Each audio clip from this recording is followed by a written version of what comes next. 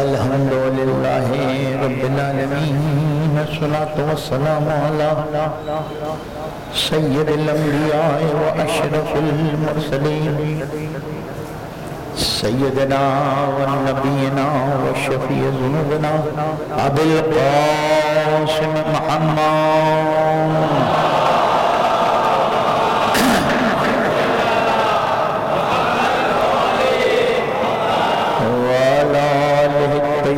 الطاہرین المعصومین المنتجبین الغرین آمین آمین یا الہ العالمین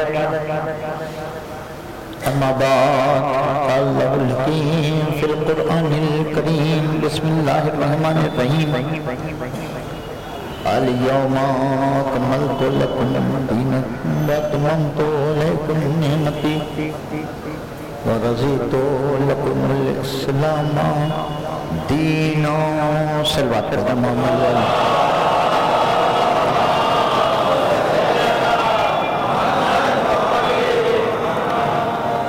ایزان ایمان کل سے 3 راتیں میرے پاس رہیں گی 7, 8 اور آج 5 ہے نا 6, 7 اور 8 کہ جس میں میں آپ سے کوئی طویل گفتگو کر سکوں گا تشریف لائے مولانا ایک صلوات پڑھیں محمد والے محمد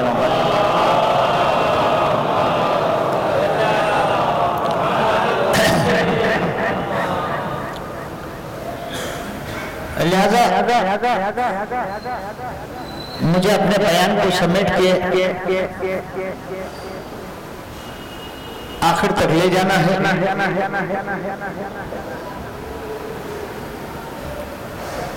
میں کوشش کروں گا کہ جس آیت کریمہ کی مسلسل تلاوت کر رہا ہوں اور جس کے الفاظ پہ بحث کر رہا ہوں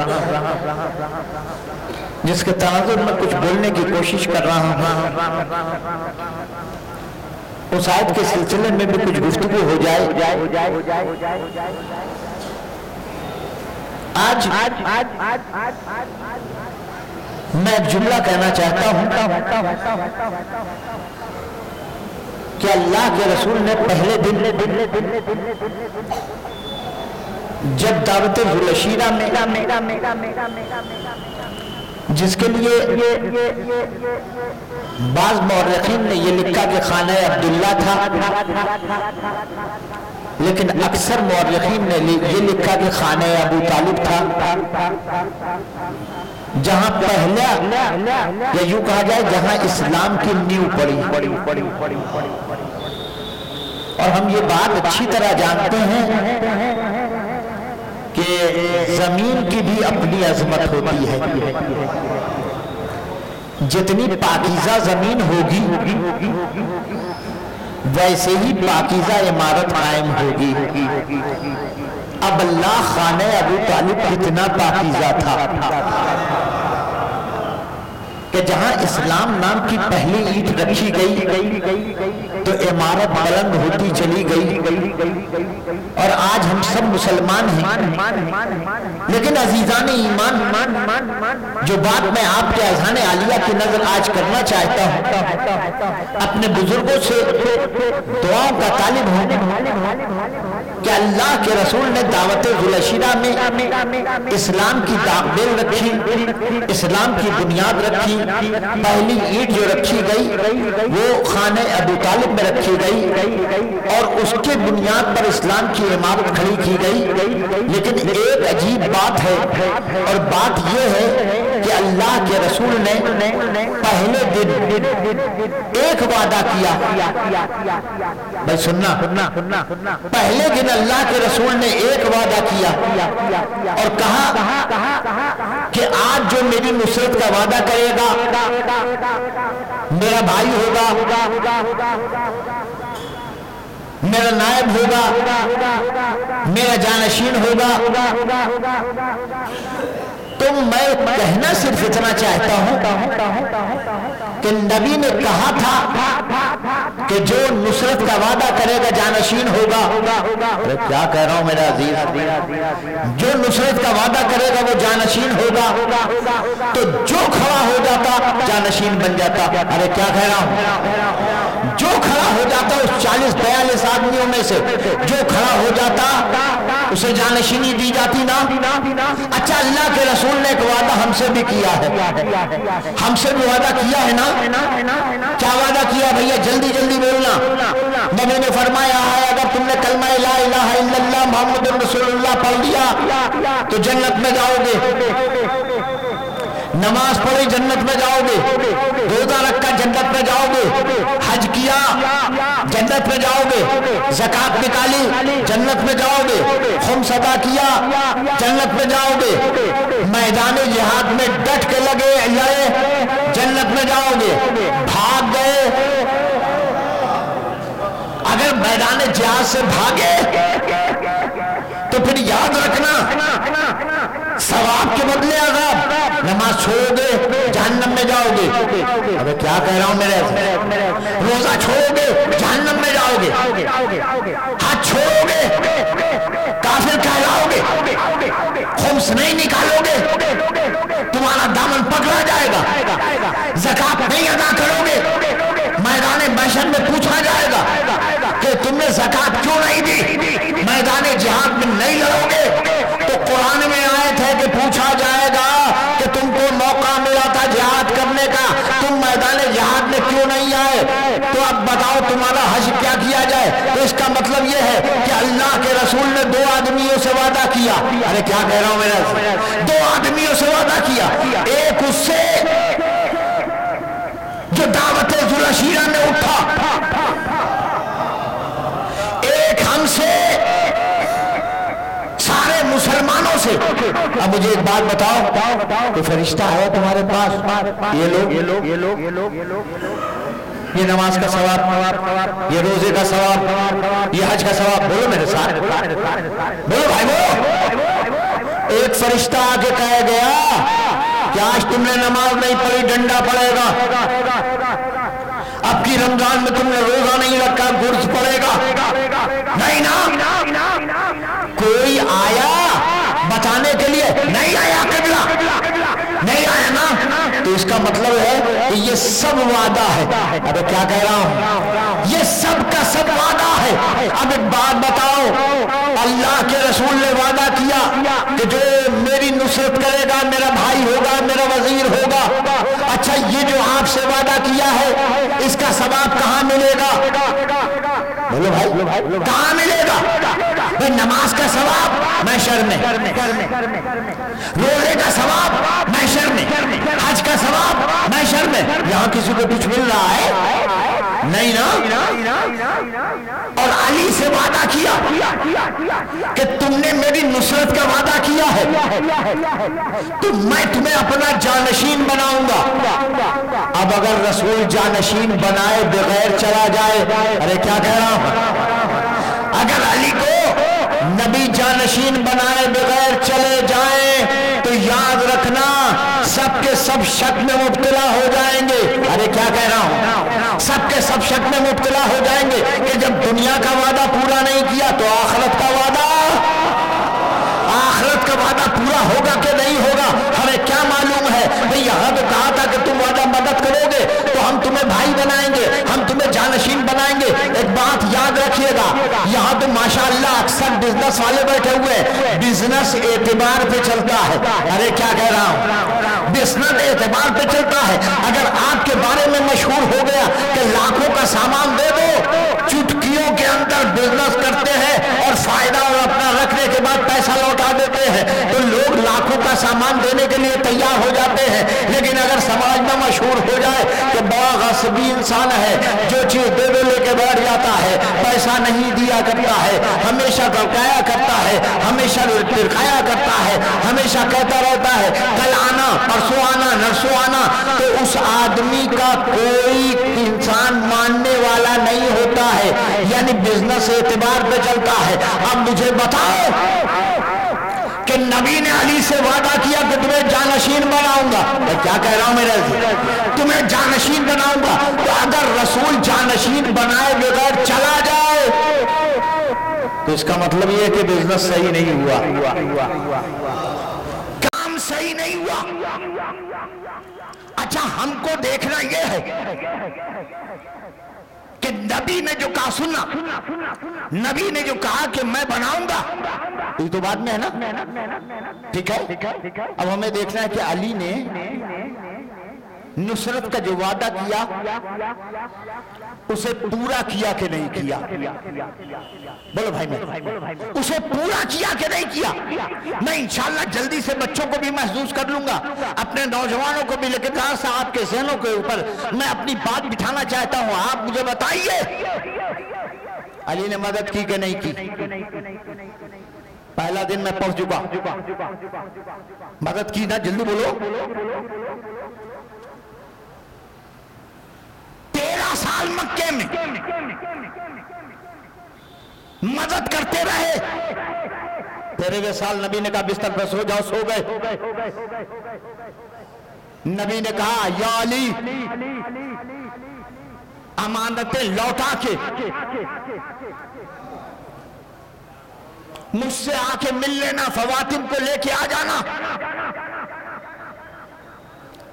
علی نے امانتیں لوٹائی. میں کہہ چکا ہوں کہ نبی نے لکھ کے دیا نہیں تھا کہ فلاں کا اتنا, فلاں کا اتنا, فلاں کا اتنا. کیا کہہ رہا ہوں؟ مجھے کہیں لا کے دکھا دینا کہ نبی کریم نے جب کہا کہ یا علی میرے پاس کفار کی امانت ہے تو دیکھو اس فلاں کا اتنا ہے, فلاں کا اتنا, فلاں کا اتنا ہے. نہیں کہا, بس اتنا کہا کہ امانتیں لوٹا کے چلے آنا. اور علی نے امانت لوٹا دی. کسی کافر نے کسی دن نہیں کہا کہ ہم کو 2 دینار کم مل گیا. ارے کیا کہہ رہا ہوں میرے, کسی کافر نے نہیں کہا کہ ہم نے درہم رکھوایا تھا ہمیں دینار ملا, ہم نے دینار رکھوایا تھا ہمیں درہم ملا, ہم نے 500 رکھوایا تھا ہم کو 448 ملا. نہیں, کسی نے نہیں کہا. اس کا مطلب یہ ہے کہ جو علم رسول ہے وہی علم علی ہے. جو علم رسول ہے, بھائی سننا میں کہاں لے کے جا رہا ہوں, جو علم رسول ہے وہی علم نبی ہے. مکے کی تاریخ بند ہو گئی, اب مدینے کی تاریخ کی ابتدا ہو رہی ہے. بعد کوئی دوسرا نہیں سوائے علی کے.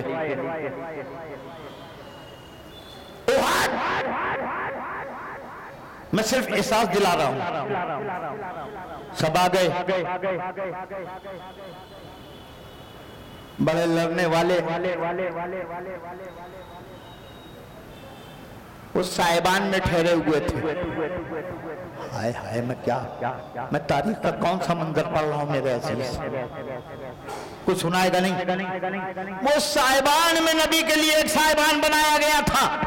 لشکر آگے, بالکل پیچھے پہاڑ پہ ایک صاحبان بنایا گیا تھا. اسی صاحبان میں کون رہے گا؟ میں رہوں گا. کیا سن رہے ہو؟ میں رہوں گا. بھائی صاحب آپ کو لڑنا چاہیے تھا, میدان میں جانا چاہیے تھا. تاریخ نے یہ ظلم کیا ہے کہ جو کل تک پیچھے رہتے تھے انہیں آگے بڑھا دیا. ارے کیا کہہ رہا ہوں, انہیں آگے بڑھا دیا گیا, اور جو ہمیشہ آگے رہتا تھا اسے پیچھے رکھ دیا گیا. نہیں, آج کے زبان میں سمجھاؤں, جنہوں نے آزادی کی لڑائی میں کچھ نہیں کیا, انگریزوں کو ہاتھ جوڑ کے معافی نامہ لکھتے رہے.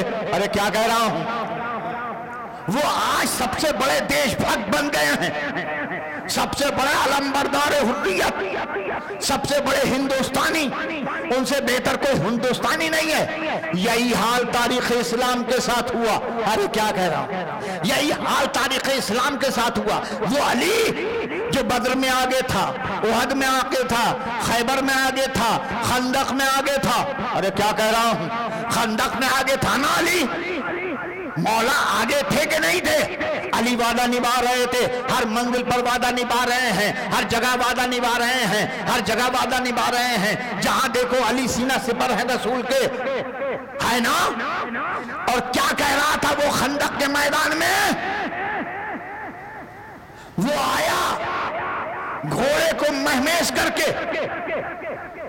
اور آنے کے بعد نبی کے خیمے میں نیزہ چبو کے کہنے لگا، مسلمانوں آؤ مجھ سے جنگ کرو، مجھے قتل کر کے غازی بن جاؤ۔ ارے کیا کہہ رہا ہوں؟ یا میری تلوار کا پانی پی کے شہید ہو جاؤ، دونوں طرح تمہارے لیے خوش قسمتی ہے، آؤ۔ لیکن کوئی جانے پہ تیار نہیں ہے۔ بڑے بڑے تلوار چلانے کا دعویٰ کرنے والے، وہ خاموش، سننا جملہ سناؤں گا تب آگے بڑھوں گا۔ بڑے بڑے قبلہ تلوار چلانے والے، اچھا عجیب حال ہے، لکھنے والے بھی لکھتے ہیں تو لکھتے ہیں کہ ان کی تلوار بزم میں چلتی تھی، رزم میں نہیں چلتی۔ اور آج کل تو فیس بک کے اوپر وہ چلا ہے، نقالی کا ڈھنڈورا پیٹا جا رہا ہے نا؟ وہ علی کے لیے ہے کہ آئے تو کعبے میں در بنا، اب شروع ہو گیا کہ فلاں صاحب نے کعبے کا در کھولا، سب نقالی ہو رہی ہے۔ مولا کے لیے جو صوفیہ پڑھتے چلے آئے ہیں اس کی نقالی ہو رہی ہے۔ بھگوڑوں کو سیف اللہ بنایا جا رہا ہے۔ ارے کیا کہہ رہا؟ جنہوں نے کبھی جنگ نہیں کی ان کو سب سے بڑا سورما بنایا جا رہا ہے۔ سننا، وہ آیا عمرو ابن عبد ود اور وہ کہنے لگا نیزہ چبو چبو کے کہ کون آئے جو میرے مقابلے میں آئے، آؤ مجھ سے جنگ کرنے کے لیے آؤ۔ جملہ سننا، وعد کرو گے آؤ، اور کوئی جانے پہ تیار۔ نبی کہہ رہے ہیں، کیا کہہ رہے ہیں؟ مان لحاظ القلب، سنا ہے نا؟ دیکھو ابھی بچوں کو محسوس کروں گا۔ مان لحاظ القلب، کون ہے جو اس کتے کے مقابلے میں جائے؟ بہت توجہ چاہ رہا ہوں۔ مان لحاظ، سنو پوری حدیث سن لو، پوری حدیث، اتنا مولوی زیادہ پڑھتا ہے، اس کے بعد نہیں پڑھتا۔ مان لحاظ القلب، 5 ہجری کا واقعہ پڑھ رہا ہوں۔ کوہ صلح کے پاس جنگ ہو رہی ہے، نبی کریم اپنے خیمے میں بیٹھے ہوئے ہیں اور آواز دے رہے ہیں، من لحاظ القلب فلہو نیابتی من بعدی۔ کون ہے جو اس کتے کے مقابلے میں جائے؟ جو جائے گا میرے بعد وہ میرا نائب ہوگا۔ پہلا دن کہا کہ جو نصرت کا وعدہ کرے گا وہ میرا جانشین ہوگا۔ 5 ہجری میں پھر کہہ رہے ہیں کہ جو اس کتے کے مقابلے میں جائے گا میرا جانشین، میرا نائب ہوگا۔ اچھا اگر مان لو یہ تو مسجد ہے، اللہ کا گھر ہے، اسے پاکیزہ رکھنا ہماری ذمہ داری ہے، اگر وہاں ایک کتا گھس آئے، وہاں ایک کتا آ جائے تو ہم لڑکے سے کیا کہیں گے؟ AK-47 لاؤ، بولو بھائی میرے ساتھ، مشین گن لے آؤ، ایک توپ لاؤ، بفوس توپ نہ ہو۔ ارے نوجوان سمجھے گی نہیں نا؟ میں کہوں گا بیٹا کتا، لڑکا لاٹھی تھوڑی لائے گا، ڈنڈا تھوڑی لائے گا، وہی سے وہ کہے گا در در۔ ارے کیا کہہ رہا ہوں میرے، ہے نا؟ تو جب نبی نے کہا تھا من لحاظ القلب تو خدا کی قسم وہ آدمی نہیں تھا، کتا تھا، وہ کتا تھا۔ تو بھیا بھگانے کے لیے لاٹھی کی ضرورت نہیں تھی، تلوار کی ضرورت نہیں تھی، گرز کی ضرورت نہیں تھی۔ کوئی بھی اگر خیمے سے منہ نکال کے کہتا دور دور تو فوراً بھاگ جاتا، لیکن کوئی اتنا نہیں بولا، کوئی اتنا نہیں بولا۔ بڑی عجیب بات ہے، نبی نے کہا من لہذا الکلب، کون ہے جو اس کتے کے مقابلے میں جائے؟ آپ کو دعوت دے رہا ہوں، سیرت رسول پڑھیے، قصص الانبیاء پڑھیے، جہاں آپ ہمارے سرکار کی سیرت پڑھیں گے تو اللہ کے رسول نے چھوٹے سے چھوٹے دشمن کو بھی اتنا بڑا لفظ نہیں کہا ہے۔ ارے کیا کہہ رہا ہوں میرا جی، نبی نے اتنا بڑا لفظ کسی کو نہیں کہا ہے، اتنے کمتر لقب سے کسی کو نہیں یاد کیا ہے۔ میں دست ادب جوڑ کے کہوں گا یا رسول اللہ، آپ کے بڑے بڑے دشمن ہیں، عتبہ ہے، عتیبہ ہے، ولید ہے، شیبہ ہے، ابو لہب ہے، ابو جہل ہے۔ ابو جہل کو کتا کہیے، ابو لہب کو کتا کہیے، یہ مکہ کے کافر آپ کو پتھر مار رہے تھے، آپ پر غلاظت ڈال رہے تھے، تو آپ کو کسی کو کہنا چاہیے تھا کہ یہ کتا ہے، لیکن اللہ کے رسول، ہم نے 13 سال آپ کی مکی زندگی دیکھی، آپ نے کسی کو کتا نہیں کہا۔ 5 سال ہو گئے آپ کو مدینے میں آئے ہوئے، لیکن کوئی آپ کو کتا نہیں آپ نے کسی کو کہا۔ لیکن یہ کیا ہو گیا کہ عمرو ابن عبدود ذرا سی گستاخی کر رہا ہے، آپ نے اسے کتا کہا، نبی آواز دے گا تم نے دیکھا نہیں، وہ جتنے کافر تھے انہوں نے مجھے اذیت پہنچائی، وہ جتنے کافر تھے انہوں نے مجھے اذیت پہنچائی، یہ میرے در تک آ گیا۔ ارے کیا کہہ رہا ہوں میرے، یہ میرے در تک آ گیا۔ سنو، آج عمرو ابن عبدود کو، کہ میرے دروازے پر گستاخی کرنے والے عمرو ابن عبدود کو کتا کہہ کے میں محمد تاریخ میں لکھوانا چاہتا ہوں۔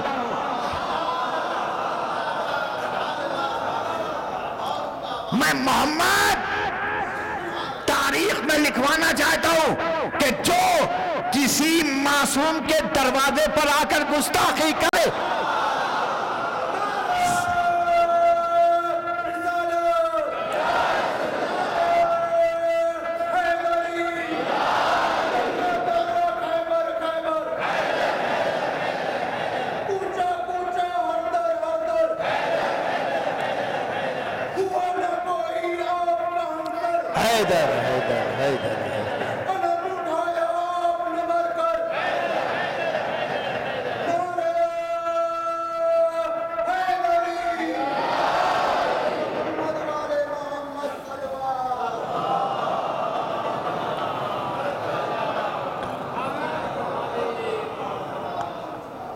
اب حکیم صاحب کی دوا جتنا اثر کرے گی اتنا پڑھیں گے۔ میں اس وقت انہی کا مریض ہوں، جتنی دوا دیں گے جتنی طاقت دیں گے اتنی ہی پڑھوں گا۔ اب یہ آپ لوگوں کی ذمہ داری، ان کو منع کیجئے کہ زیادہ مولانا کو اسٹرانگ کرنے کی ضرورت نہیں ہے۔ سننا دیو، میں یہاں رکوں گا نہیں، آگے بڑھوں گا۔ علی نے مدد کی نا، ٹھیک ہے، کیا کیا؟ نہیں، ایک جملہ سنا دو تب آگے بڑھا۔ نبی نے کہا من لہذا القلب، سب خاموش، بڑے بڑے تلوار باز، جملے قبول کرو میرے عزیز، بڑے بڑے تلوار چلانے کا دعویٰ کرنے والے چھپکے سے بیٹھے رہے اور کہتے رہے کہ یا رسول اللہ اس کے خلاف لڑنے کیسے جائیں، یہ فارس جلیل ہے۔ ہم نے کہا تم ذلیل ہو، تم ذلیل ہو، تمہیں معلوم ہی نہیں ہے۔ علی کھڑے ہو گئے، انا لہو یا رسول اللہ، میں اس کے مقابلے پہ جاؤں گا، میں اس کے مقابلے بیٹھو، علی بیٹھ جاؤ۔ دوبارہ کہا کون جائے گا؟ یا رسول اللہ اس کے مقابلے پہ کون جائے گا؟ یہ تو فارس یلیل ہے۔ یلیل عرب میں ایک مقام تھا، یہاں ڈاکو دکھائی دیتے تھے، جو قافلہ جاتا تھا اسے لوٹ لیتے تھے۔ ایک قافلہ جا رہا تھا جس میں عمر ابن عبدود بھی تھا. 100 ڈاکوؤں نے حملہ کر دیا. بہت اطمینان سے سنو. 100 ڈاکوؤں نے حملہ کر دیا. بقیہ قافلے والے تو ڈر کے بھاگنے لگے, لیکن یہ عمر ابن عبدود یہ اپنے مقام پہ کھڑا ہو گیا, جنگ کرنا شروع کیا. یہاں تک کہ ایک ڈاکو کے وار سے اس کی ڈھال ٹوٹ گئی, ہے نا. ادھر ڈھال ٹوٹی, اس نے آدھی ڈھال کو پھینکا اور ایک اونٹنی کے بچے کو, ارے کیا کہہ رہا ہوں میرے ایک اونٹنی کے بچے کو ڈھال بنایا اور اس کے بعد جنگ کی, ڈاکوؤں کو بھگا دیا. اسی دن سے اس کا لقب پڑ گیا فارس یلیل. یلیل کا بہادر, فارس مانے بہادر. میرانیس کا مرثیہ پڑھا ہوگا یہاں لوگوں نے. بخدا فارس میدان تحور تھا, 1-2 لاکھ جوانوں میں بہادر تھا. ناز دوزخ سے ابوذر کی طرح ہر تھا, ہے نا. فارس یلیل کون جائے گا؟ علی نے کہا انا لہو یا رسول اللہ, انا لہو یا رسول اللہ. نبی نے پھر بیٹھا دے, بیٹھو. پھر کہا کون جائے گا؟ کوئی نہیں. علی پھر کھڑے ہوئے, سننا, علی پھر کھڑے ہوئے. نبی نے کہا علی یہاں ہوں. علی نبی کے پاس آئے, کہا علی پہچانتے ہو وہ کون ہے؟ بالکل اسی انداز میں علی نے نبی سے کہا آپ بتائیے وہ کون ہے. نبی نے کہا علی وہ عمر ابن عبدود ہے. تو علی نے اسی لہجے میں جواب دیا اگر وہ عمر ابن عبدود ہے تو میں بھی علی ابن ابی طالب ہوں. ہائے ہائے ہائے, میں بھی علی ابن ابی طالب ہوں. جملہ کہوں اپنے باپ کو حوالے میں وہی لیتا ہے جس کے باپ میں کوئی خصوصیت ہو. بھیا میں تو فخر سے کہتا ہوں جہاں جاتا ہوں ہندوستان کے جس گوشے میں, میرے باپ تھے ہندوستان کے مشہور شاعر, تو میں آج بھی اپنے باپ کا نام لیتا ہوں. لیکن جس کے باپ میں کوئی خصوصیت نہ ہو, ارے کیا کہہ رہا ہوں میرا. علی نے کہا میں علی ابن ابی طالب ہوں. تو اس کا مطلب یہ ہے کہ ابو طالب اپنے وقت کے بہادر, اپنے وقت کا ساون, اپنے وقت کا غازی ہے نا. تو یہ علی کو تم نے دیکھا تلوار چلاتے ہوئے, نبی کی مدد کرتے ہوئے. ہر وقت وعدہ کیا تھا ذوالعشیرہ میں, اس وقت سے 13 سال تک مکے میں مدد. اب مدینے آگے مدد پہ مدد ہو رہی ہے. میدان خندق میں تلوار چلتے ہوئے تم نے دیکھ لی نا. اب میں تمہیں ایک منظر دکھانا چاہتا ہوں. اسلام کی حفاظت میں علی نے جتنی جنگیں لڑی ہیں, اس جنگ میں 2 جنگ اور شامل ہے. ابھی ایک کا نام نہیں لے رہا ہوں. ایک کو جمل کہتے ہیں, دوسرے کو صفین کہتے ہیں. سن لو, کہہ دینا تو ہم تمہیں سنا دیں گے جمل کیا ہے اور صفین کیا ہے. جنگ صفین ہو رہی ہے. حاکم شام کائے کے لیے آیا ہے. مولا کائنات نے نہج البلاغہ کے اندر باب مکتوبات میں بہت واضح طور پر کہا ہے, جا کر پڑھ لینا میرے عزیز, پڑھو ان کتابوں کو, تمہیں اسلام کی تاریخ نظر آئے گی. مولا کائنات نے بتایا ہے. اچھل بات بول گئے.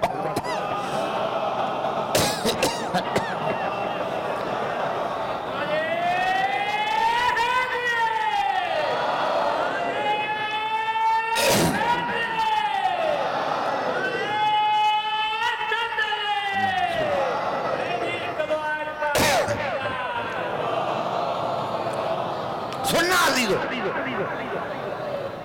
جنگ صفین جانتے ہو کیوں ہوئی تھی؟ حاکم شام نے، جو ایک صوبہ شام کا گورنر تھا، اس نے حضرت علی پر یہ الزام، بہت سمجھ سکتا باتیں سنو تاکہ تمہیں معلوم ہو، اس نے حضرت علی پر یہ الزام لگایا تھا کہ علی کے ساتھیوں نے خلیفہ ثالث عثمان کو قتل کیا اور ہم ان کا بدلہ لیں گے۔ کل اتنی بات پر خلیفہ وقت علی سے لڑا کون تھا؟ شام کے صوبے کا ایک گورنر۔ ارے کیا کہہ رہا ہوں میرے ایسا، تمہیں سنا رہا ہوں، نجم اللہ کا پڑھو باب مکتوبات۔ اور حضرت علی نے اس کے اندر پوری تفصیل بیان کی ہے قتل عثمان کی، اور یہ کہا ہے کہ میں بیان کر رہا ہوں تمہارے لیے، میرا بیان کرنا ایسا ہی ہوگا جیسے تم نے یہ واقعہ اپنی آنکھوں سے دیکھا۔ یہ مولا کائنات نے فرمایا نجم اللہ کے اندر۔ اس بات پہ اچھا دیکھو کیا تاریخ کی بتا ہے کہ ایک صوبے کا گورنر خلیفۃ المسلمین سے لڑ رہا۔ غالب نے یوں ہی نہیں کہا تھا کہ یہ اجتہاد عجب ہے کہ ایک دشمن دین، ہائے ہائے یہ اجتہاد عجب ہے کہ ایک دشمن دین علی سے آ کے لڑے اور خطا کہیں اس کو۔ یہ اجتہاد عجب ہے کہ ایک دشمن دین علی سے آ کے لڑے اور خطا کہے اس کو۔ یزید کو تو نہ تھا اجتہاد کا پایا، برا نہ مانیے اگر ہم برا کہیں اس کو، ہے نا؟ وہ علی صلی اللہ علیہ وسلم نے آیا میدان صفین میں، پوری توجہ سے سننا، بہت محظوظ ہو گئے خدا کی قسم۔ جنگ شروع ہوئی، ایک دن حضرت علی کے چچا زاد بھائی عباس ابن حارث ابن عبد المطلب، حارث نبی کریم کے چچا تھے، حضرت علی کے چچا تھے، جناب عبد المطلب کے بیٹے تھے، ان کے بیٹے کا نام بھی عباس تھا۔ عباس ابن حارث ابن عبد المطلب میدان صفین میں آئے، جنگ کرتے چلے جا رہے۔ سننا بہت توجہ سے، میں صرف اور صرف تمہیں توجہ دلا رہا ہوں اور وہاں تک لے جاؤں گا، بہت محظوظ ہوگا عزیزان ایمان۔ علی نے کیسے نصرت اسلام کی ہے؟ جنگ ہو رہی ہے، عباس نے ایک کو قتل کیا، دو کو قتل کیا، تین کو قتل کیا، چار کو قتل کیا، جب 5-7 کو قتل کر لیا تو ایک مرتبہ عباس کے خیال میں آیا کہ نہ جانے کب دشمن کے وار سے میرا کام تمام ہو جائے، تو اس سے پہلے اپنے مولا کی آخری بار زیارت کر لو۔ آئے ہائے مولا کی زیارت کر لو۔ لجام فرس کھینچی، موڑنا چاہتے ہیں کہ پشت آواز ہے عباس جا کہاں رہے ہو، مجھ سے لڑو۔ عباس نے گردن موڑ کے آواز دی، اور دشمن مولا تو اپنے مقام پہ ڈٹا رہے، میں ابھی اپنے مولا کے قدم بوسی کر کے آتا ہوں، اپنے مولا کے پاؤں چوم کے آتا ہوں۔ گھوڑا بڑھایا، آئے مولا کے خیمے کے پاس، گھوڑا روکا، گھوڑے سے اترے، دروازے پہ آئے، آواز دی، مولا کیا غلام کو اجازت ہے کہ غلام حاضر ہو جائے؟ کہا آؤ میرے بھائی آؤ۔ عباس نے پردہ ہٹایا، خیمے میں داخل ہوئے، مولا کو سلام کیا، مولا آگے بڑھے، اپنے بھائی کو گلے سے لگایا، پیشانی چومی۔ عباس نے بڑھ کے ہاتھوں کو چوما اور آواز دی، آقا اجازت دیجئے، چلا۔ کہا کہاں جا رہے ہو؟ کہا آقا بھاگ کے نہیں آیا۔ ارے جملہ سنو میں کیا کہہ رہا ہوں، آقا بھاگ کے نہیں آیا ہوں، بلکہ آپ کا دیدار کرنے آیا تھا کہ مرنے سے پہلے ایک مرتبہ اور آپ کو دیکھ لوں۔ ہائے ہائے۔ کہا علی نے کہا کہاں جا رہے ہو؟ کہا آقا میدان میں جا رہا ہوں، میں بھاگ کے نہیں آیا ہوں۔ علی نے کیا جملہ کہا ہے؟ مولا نے فرمایا عباس مجھے اپنے خون کی شجاعت پر ناز ہے، مجھے اپنے خون کی شجاعت پہ بہت ناز ہے. کہا آقا تو اجازت دے کہ نہیں تو میرے قریب آؤ. قریب آ گئے. جیسے ہی قریب آئے کہا عباس، میں لفظ قبول کرنا، عباس اپنا لباس جنگ اتارو. کہا مولا، کہا میں کہہ رہا ہوں نا کہ لباس جنگ اتارو. عباس نے خود اتارا. علی نے عباس کا خود پہنا. کہا عباس زرہ اتارو. عباس نے زرہ اتاری. علی نے عباس کی زرہ پہنی. کہا عباس جوشنین اتارو. عباس نے جوشنین اتارا. علی نے عباس کا جوشنین پہنا. کہا چار آئینہ اتارو. چار آئینہ اتارا. علی نے اسے باندھا. کہا عباس اپنی تلوار مجھے دے دو. اگر جملہ کہنے کو دل چاہتا ہے یاد رکھنا، تلوار کاٹتی ہے مگر ہاتھ چاہیے. کہا عباس اپنی تلوار مجھے دو. تلوار لے لی، حمایل کر لی. میں پڑھ چکا.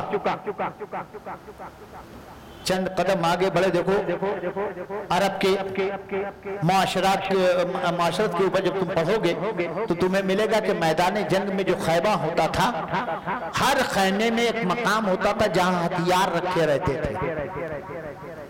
ہر خیمے میں ایک مقام ہوتا تھا جہاں ذرا بلندی پہ وہ ہتھیار رکھنے کے لیے ہوتا تھا کہ آئے تو ساری چیزیں اتار کے رکھ دیں. علی چلے.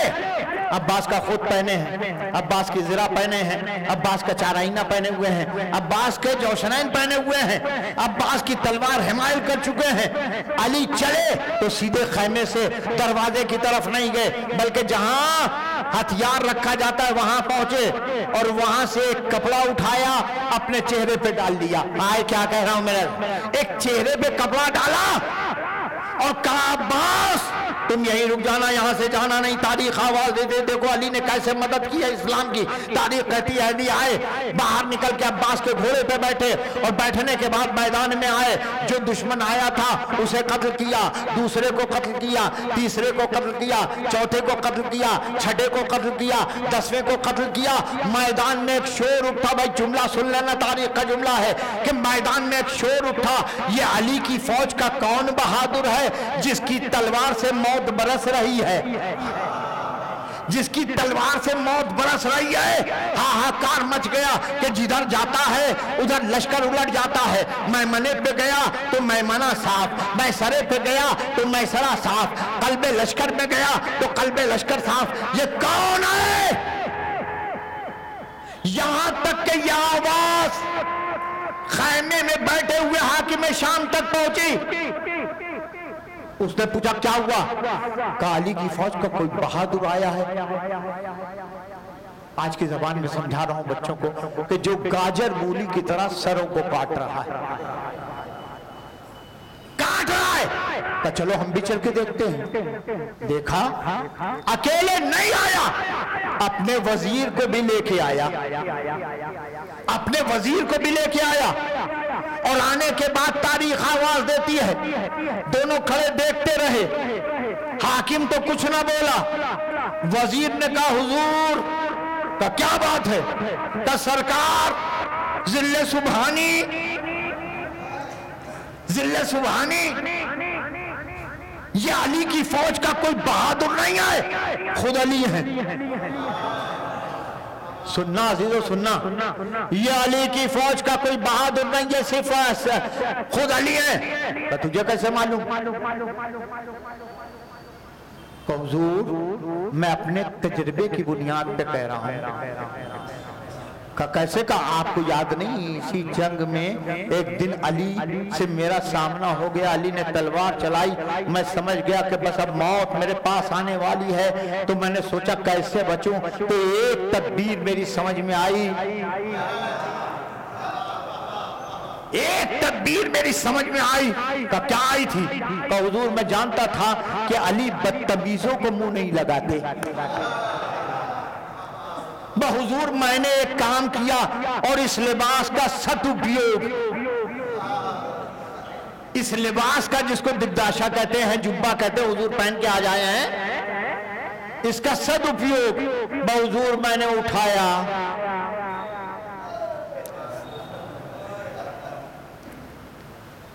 اچھا یہ علی ہے کہ ابھی تجربہ ہو جاتا ہے. خاموش رہنا. اور حاکم نے آواز دی عمر ابن انس اللخمی ہے. انس الف والا نہیں ہے عین والا ہے. عمر ابن انس اللخمی. ادھر سے آواز آئی سرکار کیا حکم ہے میرے لیے. یہ اتنا بڑا بہادر تھا جیسے عمر ابن عبد ود اپنے زمانے میں. سننا اور تاریخ آواز دیتی ہے کہ ایک مرتبہ سامنے آیا عمر ابن انس. کیا بات ہے؟ کہ دیکھ یہ علی کی فوج کا ایک بہادر ہے، جا اسے مار لے. وہ خدا کی قسم اب لفظیں پڑھ رہا ہوں مرثیوں کی ہے نا. وہ چلا ہاتھی کی طرح فیل کی طرح جھومتا ہوا چلا ہے نا. جھومتا ہوا چلا اور اس نے سوچا کہ بس ایک بار کیا اور ہائے سن لینا خدا کی قسم. دیکھو برسیوں کا انداز تمہیں سناتا ہوں ایک لفظ کے اندر. آیا علی کو لڑکا، اے علی کی فوج کے بہادر حملہ روک میرا. یہ کہہ کے اس نے تلوار چلائی. متوجہ ہونا، تلوار چلائی. علی کی تلوار علم ہوئی. علی نے اس کے وار کو اپنے تلوار پہ روکا اور اب جو تلوار کو جھٹکا دے کے علی نے تلوار چلائی تو سر سوچ رہا تھا دھڑ کہاں گیا.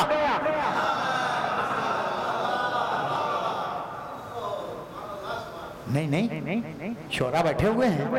یہ علی کی ہتھکٹی تھی. جانتے ہوا کیا تھا؟ دھڑ گھوڑے پر رہ گیا تھا، سر زمین میں تھا. اس کو جنگ کی زبان میں ہتھکٹی کہتے ہیں. جونپور کے ایک شاعر نے شعر بھی کہا ہے کہ عفر علی کی ہتھکٹی صدر کٹا کمر کٹی. عفر علی کی ہتھکٹی صدر کٹا کمر کٹی، لاش بے لاش گر پڑی ایک جگہ ہزار کی. سر کو خبر نہیں ہوا کہ دھڑ کہاں گیا. دھڑ ڈھونڈتا رہا کہ میرا سر کہاں ہے. انس جیسے ہی مارا گیا، سننا میں منزل تک آ گیا ہوں. تو حاکم شام نے کہا کہ وزیر خاموش، زور سے بولنا نہیں. اس فوج کو معلوم نہ ہونے پائے کہ علی آئے ہیں. اگر معلوم ہو گیا تو ایک بھی میدان میں نہیں ٹھہرے گا، اس لیے کہ یہ سب فرار کی اولاد ہیں، حیدر کرار کی. سب بھاگ جائیں گے. خاموش ہے نا، میں تدبیر کرتا ہوں. آواز دینی شروع کی. بہو بہادروں، بہو سب شکنوں، بہو ساونتوں، بہو دلیروں، بہو گرز برداروں، بہو شمشیر برداروں، بہو تیر اندازوں، یہ اکیلا ہے. تم اتنے گھیر لو جانے نہ پائے. حاکم کی آواز میدان میں گونجتی رہی. میرے شیروں، میرے دلیروں، میرے بہادروں، گھیرو جانے نہ پائے. تم اتنے ہو، یہ اکیلا ہے. ادھر شام کی فوج نے علی کے گرد گھیرا ڈالنا شروع کیا. ارے کیا کہہ رہا ہوں میرے. ادھر عمار یاسر اور مالک اشتر بڑے امام حسن کے پاس اور آ کر ہاتھ جوڑ کے کہا شہزادے قمر امامت شام کی بدلیوں میں گر رہا ہے. قمر امامت شام کی بدلیوں میں گر رہا ہے، ہمیں اجازت دیجئے تاکہ ہم مولا کی حفاظت کے لیے جائیں. امام حسن نے مسکرا کے آواز دی چچا عمار، آج ہی تو میرے بابا کی جنگ دیکھنے کا موقع آیا. آج ہی تو میرے بابا کی جنگ دیکھنے کا موقع آیا ہے. خاموش ہو کے دیکھیے ساری کائنات میدان صفین میں سمٹ کے دیکھ رہی ہے علی جنگ کیسے کرتے ہیں۔ جب شام کی فوج علی کے گرد گھیرا ڈالنے لگی، گھیرا برتن کرنے لگی، تو علی نے تلوار کے ہاتھ کو روکا، دونوں زانوں پر، میں پوری توجہ سے سننا، دونوں زانوں پر تلوار رکھ کے اس پہ اپنا ہاتھ رکھ کے علی بیٹھ گئے خاموشی کے ساتھ۔ میں کہوں قرآن کی آیت کی تفسیر بن گئے تھے کأنہم بنیان مرصوص، آئے کأنہم بنیان مرصوص، یہ سیسا پلائی ہوئی دیوار تھے۔ علی اطمینان سے بیٹھے رہے، کوئی آواز نہیں، کوئی صدا نہیں، کوئی ندا نہیں، کوئی پکار نہیں، ایک آواز میدان میں گونج رہی ہے، بہت ساونتوں، بہت دلیروں، بہت غازیوں، بہت صفدروں، بہت سرماؤں، یہ اکیلا ہے، اسے گھیر لو، اسے مارو، جانے نہ پائے بچ کے۔ تاریخ کہتی ہے کہ شام کے لشکر نے علی کے گرد گھیرا تنگ کرنا شروع کیا، گھیرا تنگ کرنا شروع کیا، گھیرا تنگ کرنا شروع کیا۔ جب بھائی پوری توجہ سے سننا، جب شام کی فوج سب کے سب مل کے علی کے بالکل قریب پہنچ گئے تو دو آواز گونجی۔ پہلی آواز حاکم شام کی کہ دیکھو سب مل کے حملہ کرو، اکیلے کوئی حملہ نہ کرنا ورنہ بچے گا نہیں۔ ارے کیا کہہ رہا ہوں میرا، اکیلے کوئی حملہ کرے گا تو بچے گا نہیں، سب مل کے حملہ کرو۔ دوسری آواز آئی کہ دیکھو اپنے کو بچاتے رہنا۔ ارے کیا کہہ رہا ہوں، اپنے کو بچاتے رہنا۔ پہلی آواز حاکم شام کی تھی، دوسری آواز اس کے وزیر با تدبیر کی، اس کے وزیر با تدبیر کی۔ پھر سننا، حاکم شام کی آواز گونجتی رہی، مارو، قتل کر دو، نیزہ بردارو نیزے کی اینی پہ رکھ لو، تیر بردارو تیروں کے زد پہ رکھ لو، دیکھو شمشیر بردارو دیکھو حملہ کر دو، گرز بردارو یہ بچ کے جانے نہ پائے۔ تاریخ آواز دیتی ہے کہ ایک مرتبہ پوری فوج نے تلوار اٹھائی، نیزہ اٹھایا، گرز اٹھایا، تیر اندازوں نے تیر جوڑے اور سب نے مل کے جیسے ہی حملہ کرنا چاہا، اطمینان سے بیٹھے ہوئے علی کو، بلکہ علی کے ہاتھ کو ذرا سی حرکت ہوئی، علی نے ہاتھ اٹھایا اور ہاتھ اٹھانے کے بعد علی نے اپنے چہرے سے نقاب ہٹا دے۔ ہائے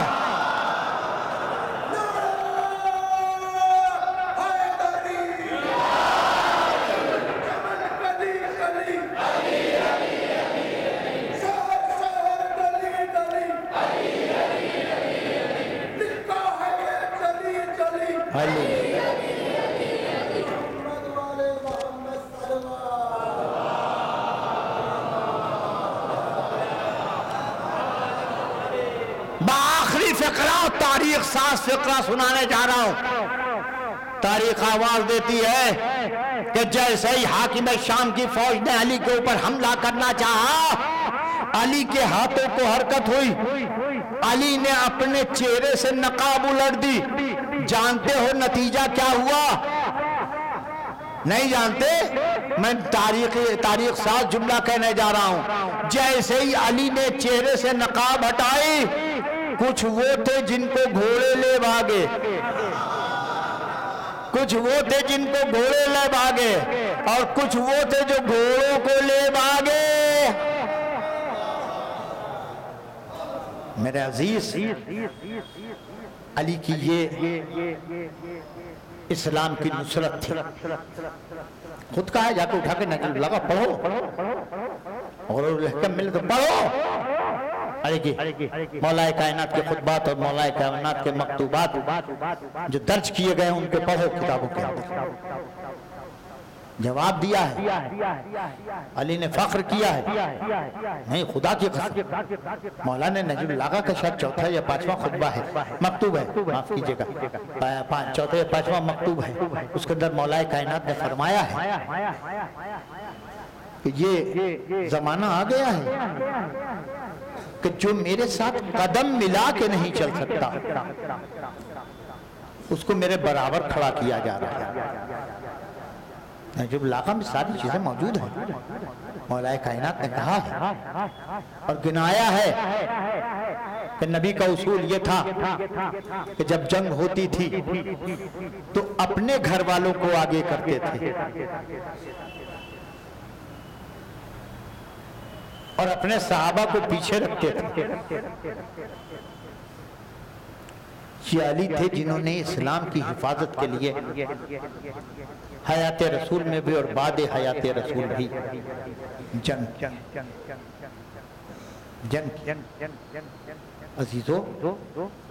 کربلا کے میدان میں بھی دو شخصیتیں ایسی نظر آتی ہیں کہ جو علی کی بھی یادگار ہیں اور جعفر کی بھی یادگار. اس پر ناز بھی تھا ان دونوں کو. اونو محمد کو اس پر ناز بھی تھا. نہیں مجھے علامہ جمیل مظہری کے 6 مصرے یاد آ رہے ہیں وقار بھائی. تو انہوں نے فرمایا کہ تول میدان عدالت پہ ذرا رب جلی. تول علامہ جمیل مظہری کہتے ہیں تول میزان عدالت پہ ذرا رب جلیل. ایک طرف صبر حسین ایک طرف عزم خلیل.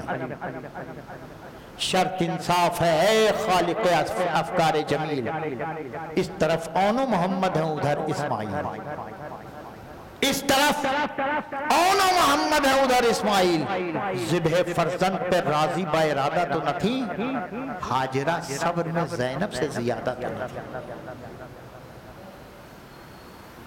سوچو صرف ایک داغ گلے پہ دیکھا تھا. ایک داغ ہاجرہ نے اسماعیل کے گلے پہ چھری کا ایک نشان دیکھا تھا. صرف اتنا سوچ کر کہ اگر دنبا نہ آتا تو میرا بیٹا ذبح ہو جاتا. بیمار پڑی اور چند دنوں بعد ان کی وفات ہوئی. اب ذرا زینب کے دل سے پوچھو. گھر سے جب چلنے لگی سنا ہے نا کہ جناب عبداللہ سے بہت اطمینان سے پڑھوں گا.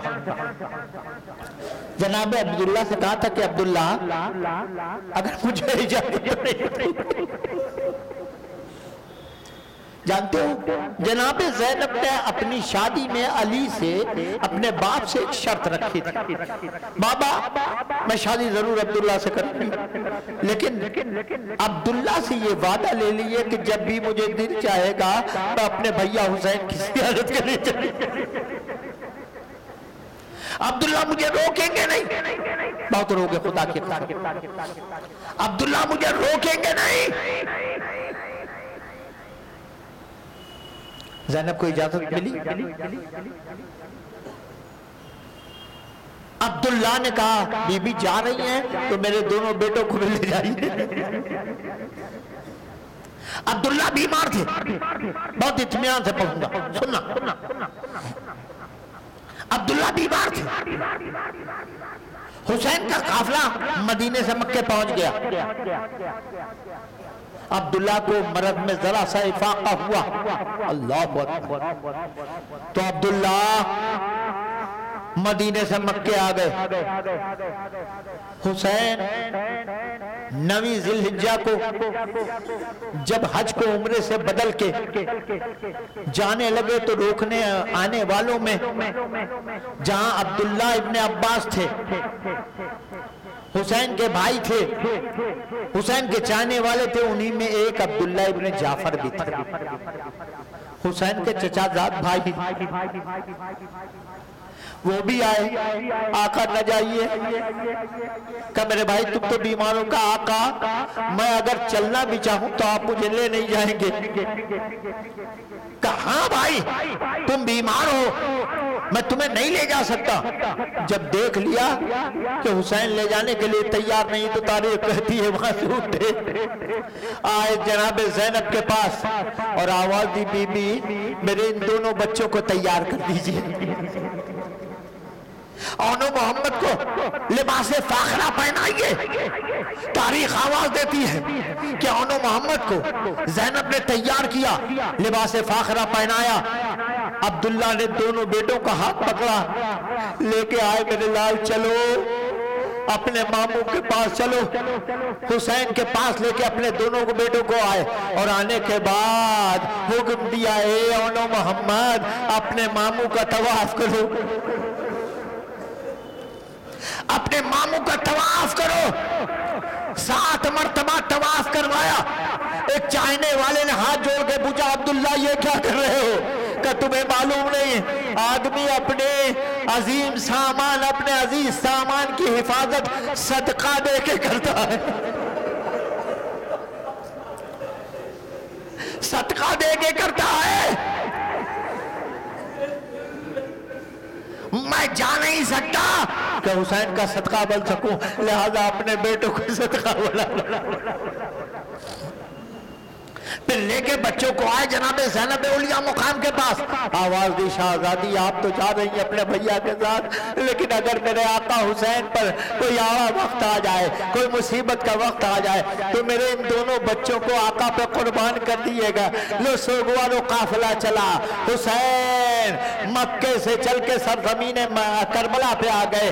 دوسری محرم کے بعد 9 محرم آ گئی سوگوارو. رات کی تاریکی ہے.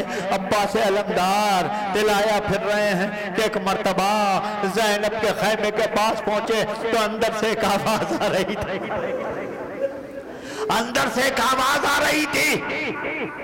عباس ٹھہر گئے، کان لگا کے سنا تو زینب آواز دے رہی تھی اے اونو محمد کل ماموں پہ مصیبت کا وقت ہے، میرے لاڈلو اس ماں کو سرخرو کر دینا. صبح نمودار ہوئی، رات گزری. میں تو جملے سناؤں گا. تاریخ آواز دیتی ہے کہ حسین فوج خدا داد کا علم لے کے نکلے، خیمے کے پاس کھڑے ہو گئے. سارے چاہنے والے حسین کے سامنے آ کے کھڑے ہو گئے. ایک مرتبہ اونو محمد نے علم کو دیکھا. ایک بھائی نے دوسرے بھائی سے کہنا شروع کیا کہ اے بھیا یہ علم ہم کو ملنا چاہیے، ہم کو علمداری کا منصب ملنا چاہیے. دوسرے بھائی نے پوچھا کیوں ملنا چاہیے؟ آواز دی اس لیے ملنا چاہیے کہ ہم حیدر کرار کے نواسے ہیں، ہم جعفر طیار کے پوتے ہیں. علم ہمارے نانا نے اٹھایا ہے یا ہمارے دادا نے اٹھایا ہے، یہ علم ہم کو ملنا چاہیے. یہ آواز زینب کے یہ آواز فضا کے کانوں میں پڑی. فضا دوڑتی ہوئی جناب زینب کے پاس آئیں اور آنے کے بعد کہا شہزادی آپ کے لال بڑے بہادر ہیں،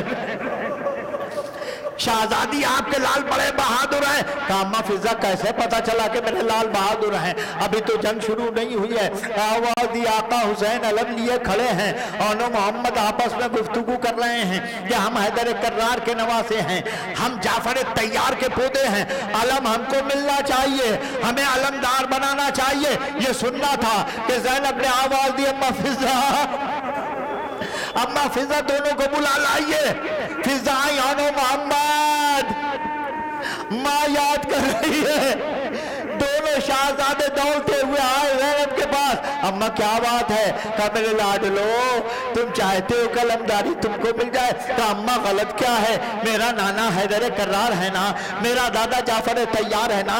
جنگ موتا میں میرے دادا نے علم اٹھایا تھا اور اسلام کی ساری جنگوں میں میرے نانا حیدر کرار نے علمداری کی ہے. تو اماں ہم کو علم ملنا چاہیے. کہا بالکل ملنا چاہیے، لیکن اے اونو محمد ابھی علمداری کے لیے میرا بھیا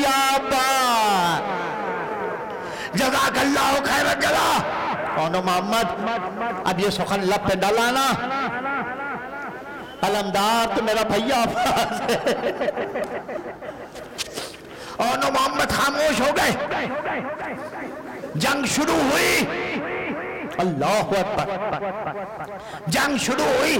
ایک منزل وہ بھی آئی کیا اونو محمد ماں کے پاس آئے. اماں آقا حسین ہمیں اجازت نہیں دے رہے، ماموں ہمیں اجازت نہیں دے رہے، آپ اجازت دلوا دیجئے. زینب نے آواز دی بھیا حسین بہن کا فدیہ بھی قبول کر لو.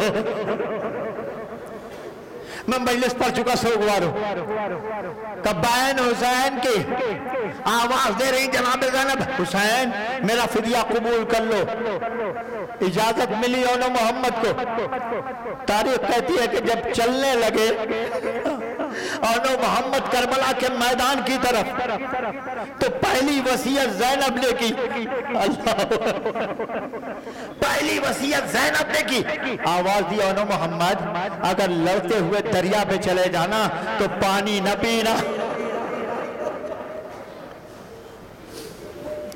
اونو محمد پانی نہ پینا کہا کیوں کہا بیٹا تمہارا ازغر پیاسا ہے تمہاری بہن سکینہ پیاسی ہے باہر نکلے دوسری بات اونو محمد نے کہی جانتے ہو اجازت حسین سے ملی تھی نہ تو حسین کے پاس نہیں آئے بلکہ عباس کے پاس آئے کیوں آئے اس لیے کہ عباس نے فن جنگ سکھایا تھا فن جنگ عباس نے سکھایا تھا عباس کے پاس آئے ہاتھوں کو جوڑ کے کہا چھوٹے ماموں اے چھوٹے ماموں ہم میدان جنگ میں جا رہے ہیں ہم چاہتے ہیں کہ آپ ہماری جنگ دیکھیے آپ ہماری جنگ دیکھیے عباس نے حوصلہ بڑھایا اپنے ہاتھوں سے گھوڑے پہ بٹھایا کہا جاؤ میرے لاڈلو جاؤ داد شجاعت دو اور محمد آئے جنگ کرنی شروع کی جنگ کرتے چلے جا رہے ہیں کہ ایک مرتبہ تاریخ کہتی ہے بڑے بھائی محمد جو تھے وہ بڑھتے بڑھتے دریا کے قریب پہنچ گئے دریا کے قریب محمد پہنچے اور نے ایک مرتبہ رکابوں پہ پیر جمایا اور بلند ہو کے آواز دی بھیا اے بھیا اماں کی وصیت یاد ہے نا دیکھو دریا کی طرف جا تو رہا لیکن پانی نہ پینا جزاک اللہ خیرن جزا حسین کے یہ دونوں بھانجے عباس کے یہ دونوں شاگرد جنگ کرتے کرتے ایک مرتبہ پسر سعد کے خیمے کے پاس پہنچے اور اس کے بعد تاریخ آواز دیتی ہے پھر پلٹے ہیں تو جنگ کرتے چلے جا رہے ہیں کہ ایک مرتبہ دو آواز میدان کربلا میں ایک ساتھ گونجی اونو محمد کی آواز اے مامو سلام آخر کو حسین اٹھے اور یہ کہتے ہوئے اٹھے بس سننا سوگوارو آخری فقرے پڑھنے جا رہا ہوں حسین اٹھے اور کہا بھیا عباس آؤ میرے دونوں شیر کربلا کے میدان میں گر گئے میرے دونوں شیر کربلا کے میدان میں گر گئے ہیں آؤ بھیا عباس عباس چلے علی اکبر چلے حسین کے چاہنے والے چلے حسین آئے دیکھا ایک طرف آن پڑے ہوئے ہیں دوسری طرف محمد پڑے ہوئے ہیں ایک مرتبہ تاریخ کہتی ہے کہ حسین نے آواز دی بھیا عباس ایک تم اٹھاؤ ایک کو میں اٹھاتا ہوں دونوں نے اٹھایا لے کے چلے خیمے میں آئے جناب زینب کے پاس تاریخ کہتی ہے کہ لا کر لعنو محمد کو لٹا دیا ابھی تھوڑی سی جان باقی تھی اللہ تھوڑی سی جان باقی تھی کہ ایک مرتبہ فضا دوڑتی ہوئی آئی آواز دی شہزادی چلیے آپ کے دونوں شہزادے آ گئے ہیں زینب نے آواز دی اماں فضا میں نے انہیں زندہ واپس آنے کے لیے نہیں بھیجا تھا میں نے زندہ واپس آنے کے لیے نہیں بھیجا تھا کہا شہزادی چلیے تو چلیے دیکھیے اب جو زینب آئی تو اون و محمد ایک طرف اون کا لاشا دوسری طرف محمد کا لاشا تاریخ کہتی ہے زینب دونوں کے درمیان جا کے بیٹھی تو آواز ہلکی ہلکی بلند ہوئی اماں اب تو خوش ہو اماں اب تو راضی ہو ہم نے ماموں پہ اپنی جان قربان کر دی زینب نے ایک مرتبہ آواز دی اے میرے لاڈلو یہ ماں تم پر فدا ہو یہ کہہ کے زینب نے سجدہ معبود میں سر رکھ دیا پروردگار تیرا لاکھ لاکھ شکر کہ میری قربانی قبول میں نے ماتم حسین